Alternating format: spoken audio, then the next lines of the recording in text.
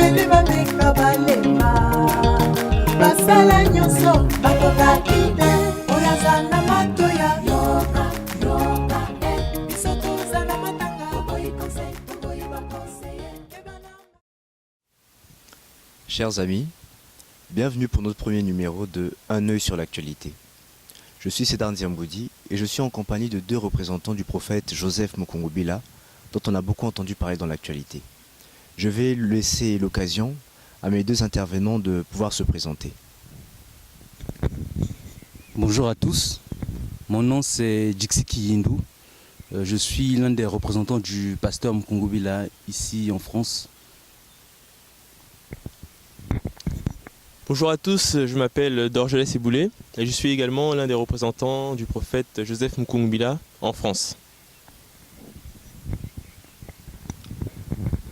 Alors notre première question pour ce jour, c'est que nous avons entendu dire que le prophète Joseph Mukungubila a été arrêté puis libéré le 15 mai dernier, 2014 bien sûr. Et notre interrogation alors c'est de savoir qu'est-ce qui s'est passé et comment cette libération a pu se produire.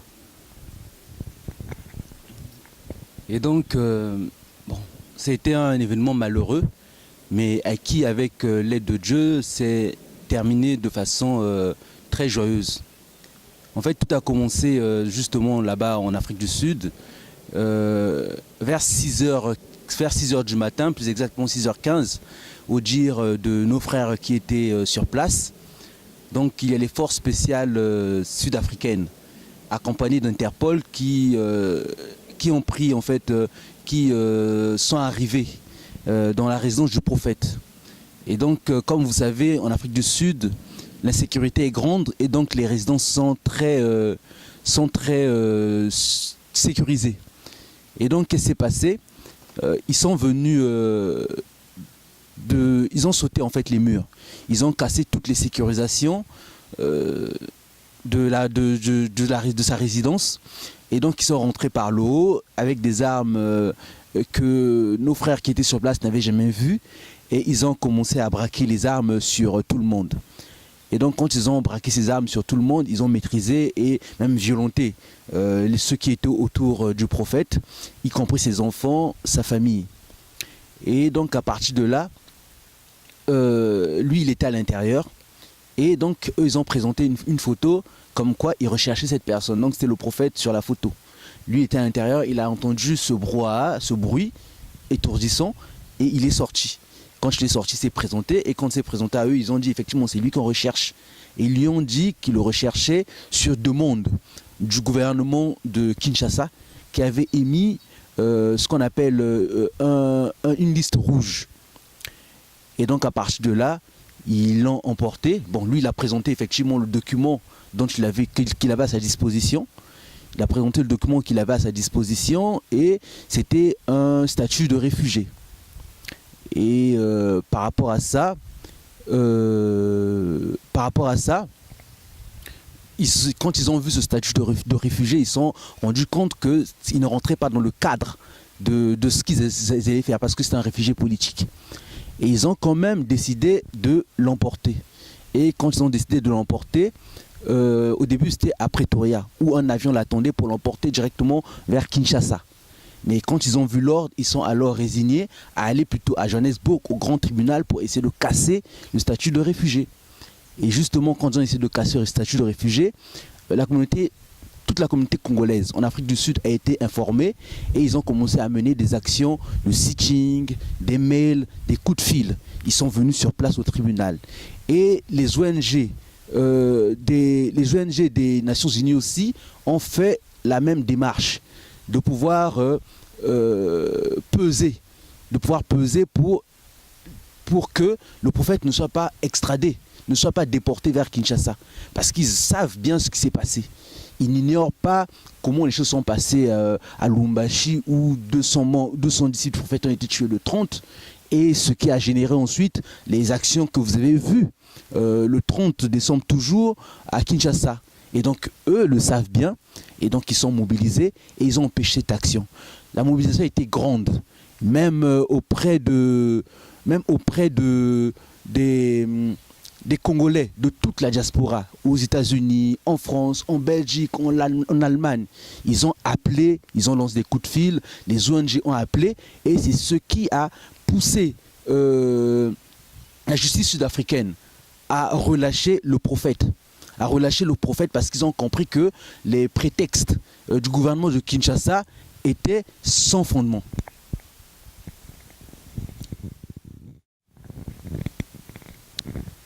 Le président Zuma est un président fort respecté en Afrique et au niveau international. Alors, notre question c'est de savoir pourquoi il agit de cette façon-là. Merci pour la question, mon frère journaliste. Effectivement, le président Zuma sait que Mukungubila est une haute personnalité, quelqu'un de très respecté. Et donc on en vient à se demander, mais pourquoi est-ce qu'il agit ainsi? On comprend que le président Zuma savait que ce dossier-là, le dossier Mukungubila, est un dossier épineux, un dossier très compliqué. Et on comprend avec le calendrier qu'il a pu avoir qu'il a attendu les élections. Pas plus tard qu'il y a quelques jours, les élections se sont terminées et directement après, on voit c'est l'interpellation du prophète Mukungubila. Alors que le prophète avait déjà signalé sa présence en Afrique du Sud depuis déjà longtemps, à la suite des événements du 30 décembre, depuis janvier, il avait signalé aux autorités sud-africaines sa présence sur leur sol. Cela avait été fait en bonne et due forme. Donc les autorités sud-africaines savaient que Mukungubila était sur leur sol depuis janvier. Ce n'était pas un secret ou quelque chose comme ça. Mais on voit qu'il a fallu attendre jusqu'au 15 mai pour que cette interpellation soit faite. Donc, le président Zuma sait que c'est un dossier épineux et on comprend très bien cela.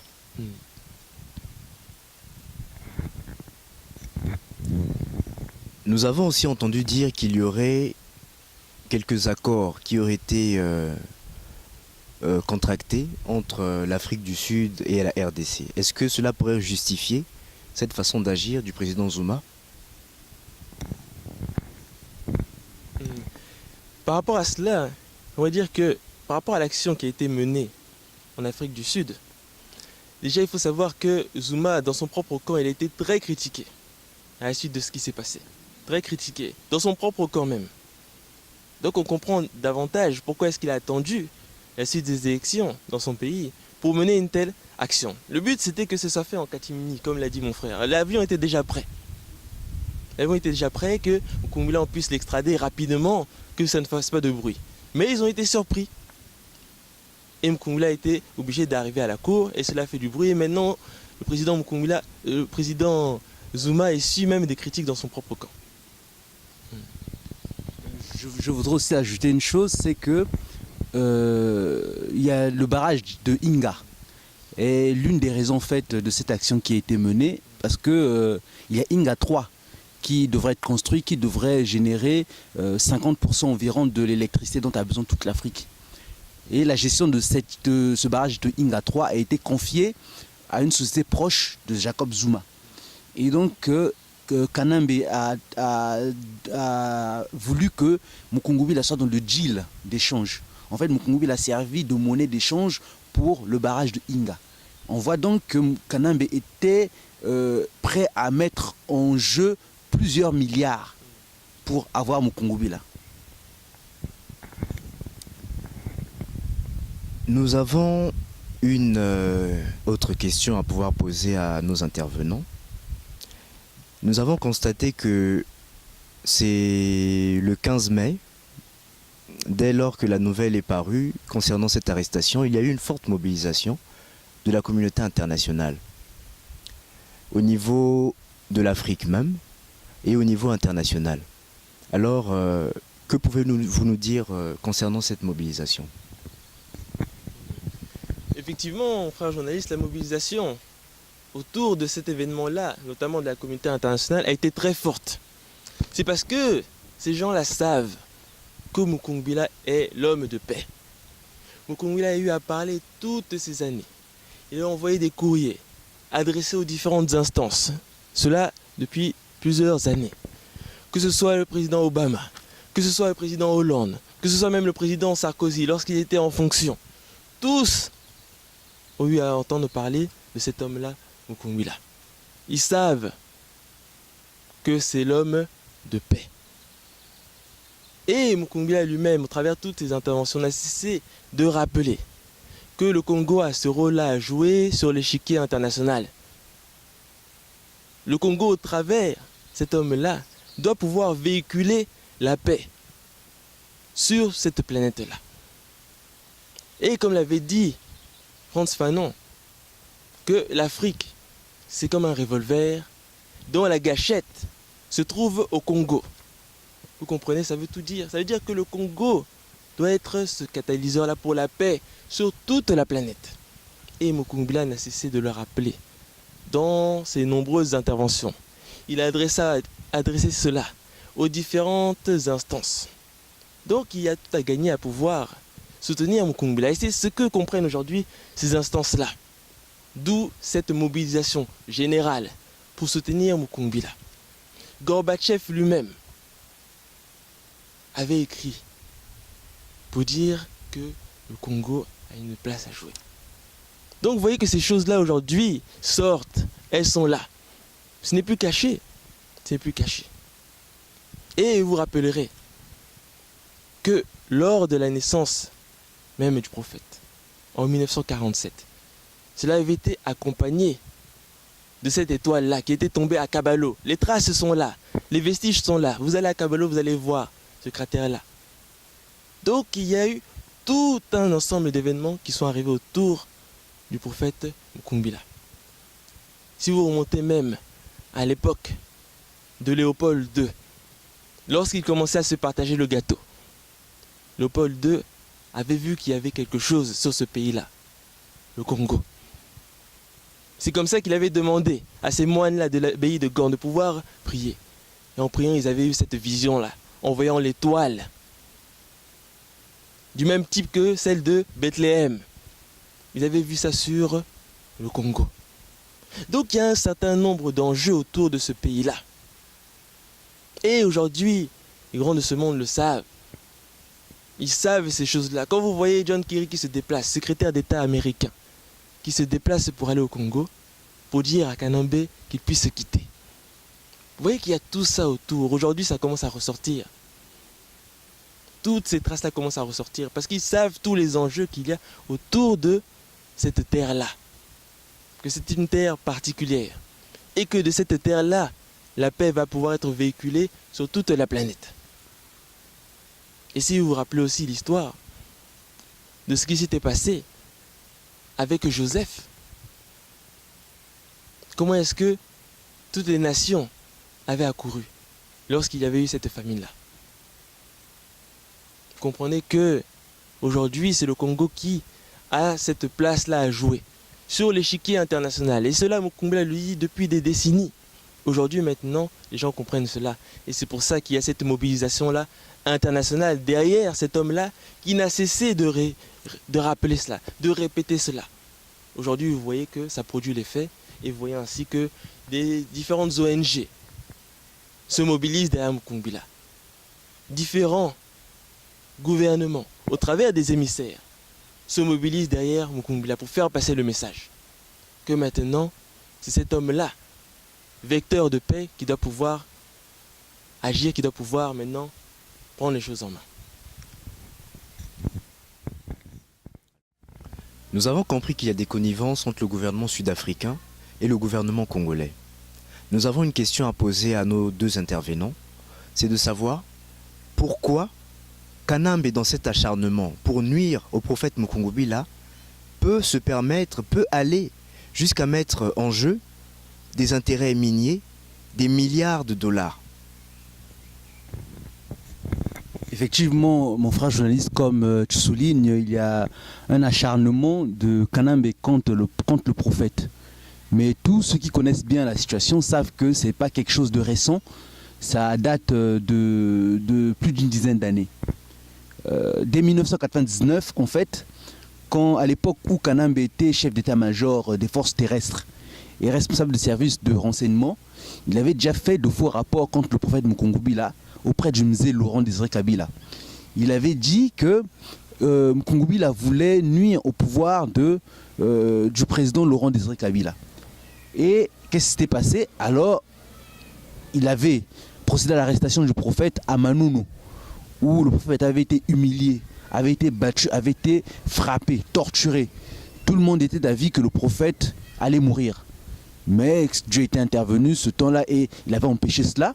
Et le prophète avait été emprisonné pendant plusieurs mois, de mars à août 99 à la GLM. Ça, c'est des choses sues et on voit d'où vient cette haine-là. Et cette haine a été encore plus manifestée en 2006, quand le prophète s'est présenté aux élections. Le 4 et le 5 avril 2006, Kanambe avait envoyé ses sbires pour attaquer la résidence du prophète à Montfleury, tirant sur ses disciples. La même haine avait encore été démontrée en février 2007, d'abord en envoyant un commando à Brazzaville où le prophète s'était réfugié pour essayer de l'éliminer, mais ça avait échoué. Ensuite, toujours en février 2007, en allant tuer jusqu'au fils du prophète dans la résidence du prophète à Kinshasa. Son fils de 24 ans, Séraphin Djibou. Et on peut encore citer plusieurs autres cas, par exemple le 28, 29 et 30 juin, toujours en 2007, une attaque contre la résidence du prophète au quartier Golf à Lumbashi. Il y a plusieurs autres cas qu'on peut citer. 2010, le 11 mai 2010, une attaque contre les disciples du prophète qui manifestaient à main nue, qui avaient fait un sitting devant l'ex-Demiap à Kintambo. Des coups de feu pendant plusieurs heures, les gens de Kintambo sont témoins. Et la plus lourde et la plus triste attaque, c'est celle du 30 décembre, à la suite des 2 lettres ouvertes du prophète de l'Éternel, une attaque encore contre le prophète. Et ça, c'était en décembre 2013, juste avant les événements. À la suite de ça, il y a eu ces événements de 2013. Tout cela parce que Kanambe sait que le véritable opposant contre son pouvoir, c'est Mukungubila. Mukungubila a mené un ensemble d'actions pour la RDC. Quand Kagame avait menacé en 2004 d'attaquer, d'envoyer officiellement son armée en RDC, d'envoyer officiellement la RDC, Mukungubila avait écrit une lettre ouverte dans la presse où il traitait Kanambe de Goliath au corps chétif. Où il traitait Kagame de Goliath au corps chétif. Où il demandait aux autorités congolaises de lui donner l'armée afin que lui descende au front. Aucun politique congolais n'avait réagi à cette époque-là. Tous étaient tremblants. Le seul, c'était Mukungubila. Quand Abdou Diouf, en 2012, avait essayé d'inviter Kagame à Kinshasa pour le sommet de l'OIF, Mukungubila avait fait une protestation officielle, non seulement auprès d'Abdou Diouf, dans une lettre ouverte disponible dans les médias, mais aussi auprès de l'ONU, des ambassades, de toutes les administrations. Quand Nkunda Bato était en train de narguer le peuple congolais, quand il parlait de la judaïsation de Tutsi, Mukungubila était descendu dans l'arène politique, expliquant que cette judaïsation était un véritable leurre. Pendant des années, de 2001 à 2003, Mukungubila passait en moyenne 2, sinon 3 fois par semaine dans les médias pour expliquer au peuple congolais ce qui faisait notre malheur, dénonçant les mœurs légères, dénonçant la façon de ces églises qu'on appelle abusivement églises de réveil, mais effectivement des églises de sommeil.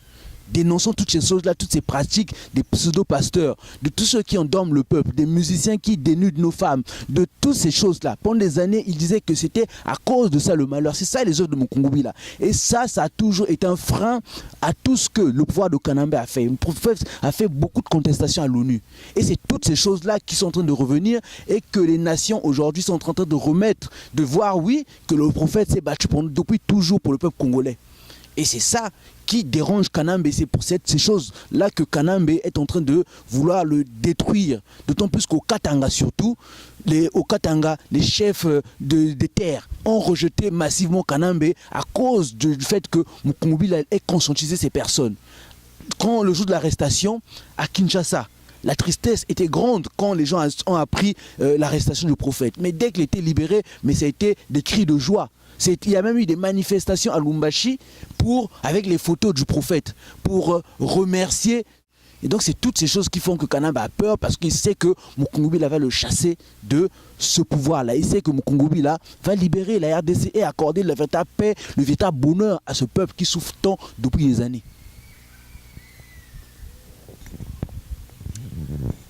Nous comprenons alors que le gouvernement congolais a véhiculé une culture de la violence et nous sommes tristes d'apprendre qu'il y a eu un acharnement qui s'étend déjà à plusieurs années et on s'étonne quand même qu'il n'y ait pas eu beaucoup de réactions au niveau international. Nous arrivons maintenant à la fin de notre émission. Nous allons à présent demander à nos deux intervenants de pouvoir nous donner un mot de la fin. Moi, le seul mot de la fin que j'ai à donner, c'est surtout à mes compatriotes congolais de comprendre que cet homme, Mukungubila, qu'on appelle aussi l'homme de Kalemi, c'est la solution. C'est la solution pour la paix. Et les ennemis du peuple congolais l'ont compris. C'est pour cette raison qu'ils veulent à tout prix le détruire. Et donc j'invite tous mes compatriotes à regarder de plus près, non seulement cet homme, mais en plus à pouvoir le soutenir parce qu'il a la solution. On a essayé plusieurs solutions, des solutions différentes, un tel ou un tel ou un tel, mais rien n'a marché. Maintenant, c'est la solution Mukungubila. Et avec l'aide de Dieu, nous savons que cette solution va marcher et c'est la bonne solution. Moi, le message que j'aimerais passer, c'est notamment à l'égard de la communauté internationale aussi, et faire savoir que Mukungubila s'est toujours présenté comme l'homme de paix. Et ce sont ceux qui ne veulent pas de cette paix-là, non seulement au Congo, mais à une échelle plus vaste. Ce sont ces mêmes gens-là qui agissent pour essayer d'éliminer Mukungubila. Ce sont ces ennemis-là de la paix qui agissent pour faire taire Mukungubila. Lui qui a toujours été l'instigateur, toujours été là pour justement militer en faveur de cette paix-là à l'échelle globale. C'est lui le pacifique. Et donc aujourd'hui, j'invite vraiment non seulement nos frères congolais, mais également ceux de la communauté internationale à soutenir cet homme-là qui milite pour une paix durable. Première échelle au Congo, mais de manière plus vaste sur cette planète-là. Merci. Merci chers amis de nous avoir accordé votre patience, votre instant. Nous vous disons à une prochaine fois. Merci.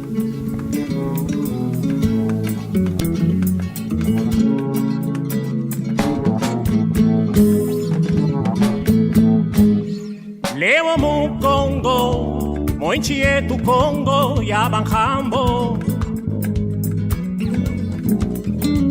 Kuna mtu moja yule ataweza kukomboa Kongo. Mungu amefika kwetu.